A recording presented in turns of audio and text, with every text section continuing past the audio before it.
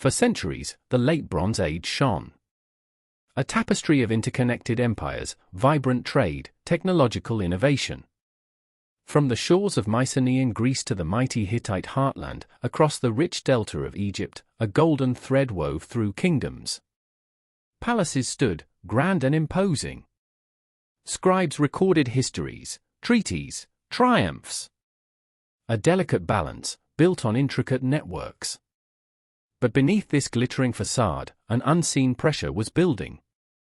A quiet, insidious creep towards an unimaginable precipice. The whispers of an ending, perhaps, unheard until it was too late. Then, in a catastrophic cascade across the eastern Mediterranean, something shattered. Not a slow decline, but a sudden, violent upheaval. Within a few generations, nearly every major urban center was annihilated, abandoned, or drastically diminished. Literacy vanished. Complex administration dissolved. The intricate trade routes that had sustained these powers simply ceased to exist. It wasn't just a crisis, it was a systemic breakdown on a scale rarely seen in human history. A collective amnesia, a great forgetting. But what force, or combination of forces, could orchestrate such a total reset? One theory points an accusing finger at the very sky above: climate change.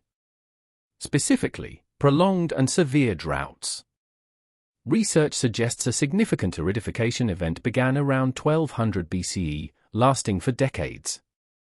Imagine entire agricultural regions withering. Crop failures, year after year.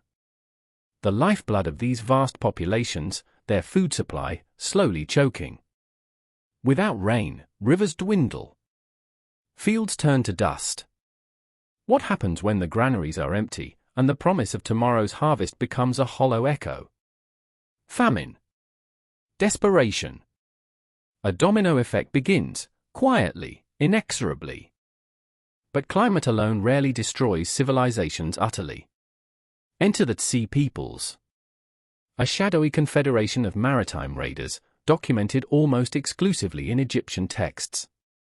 They are described as a relentless force, sweeping across the Mediterranean, leaving destruction in their wake. No land could stand before their arms, warns one inscription. Were they displaced refugees, driven by drought? Opportunistic pirates exploiting chaos? Or something more organized, a unified force seeking new lands? Their true origin and nature remain fiercely debated. A spectral threat, leaving only ruins and Egyptian chronicles. The Bronze Age economy was remarkably sophisticated, yet inherently fragile.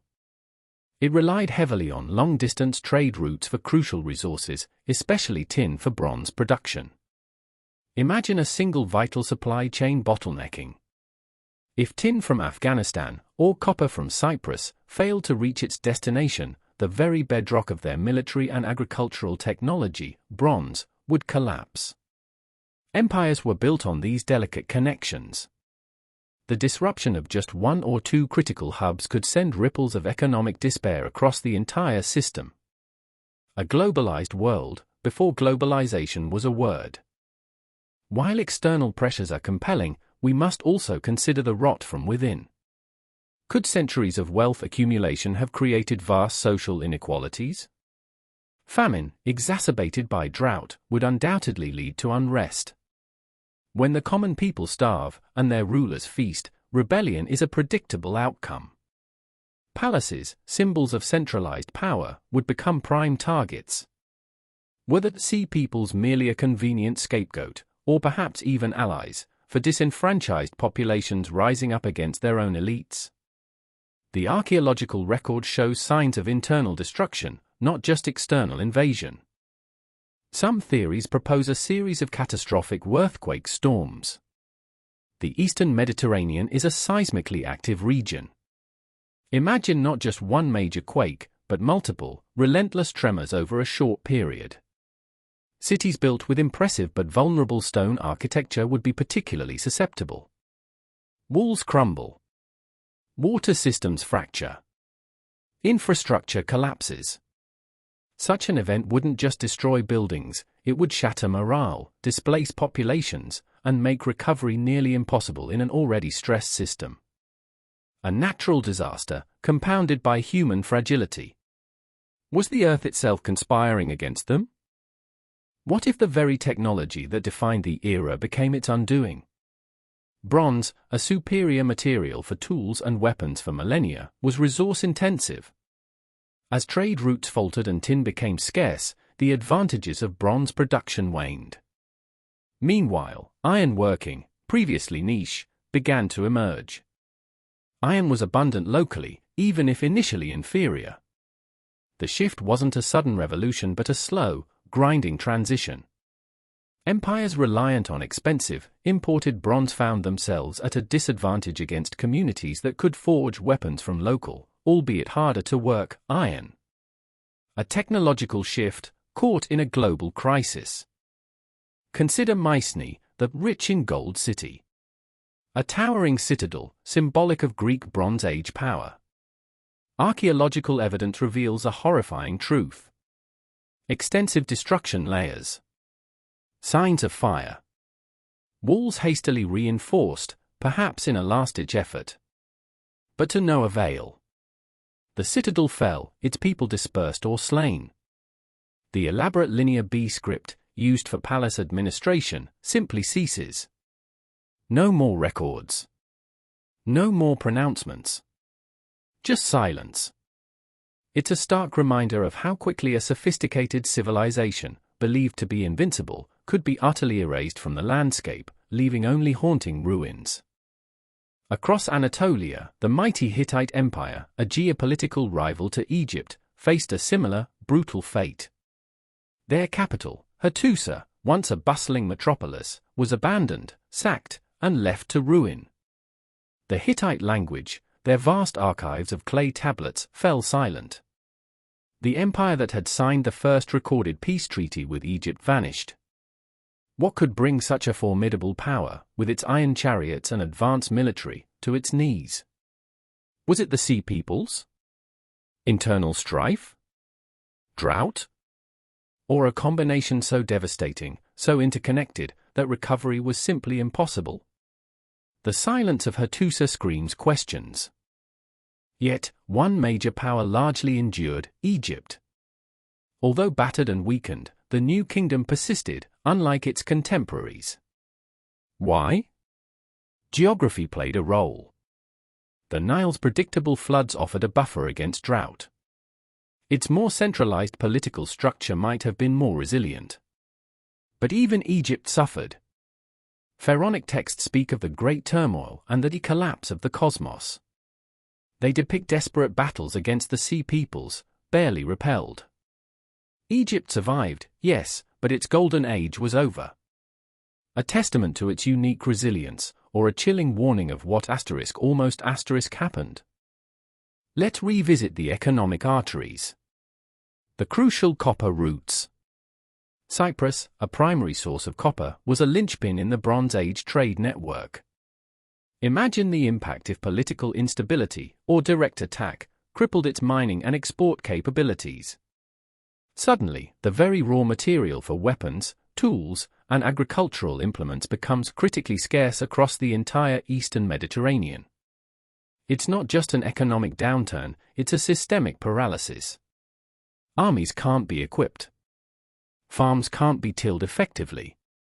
A single point of failure, magnifying existing vulnerabilities into an inescapable chokehold. The shift in metallurgy holds another clue. Bronze, while strong, requires two metals, copper and tin.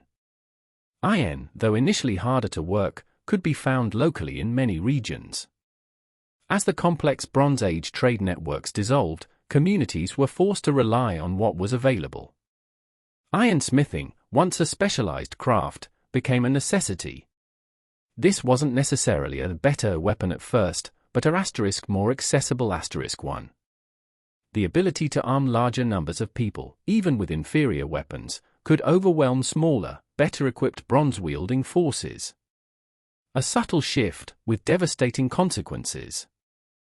Beyond the fall of cities lies the chilling specter of population decline.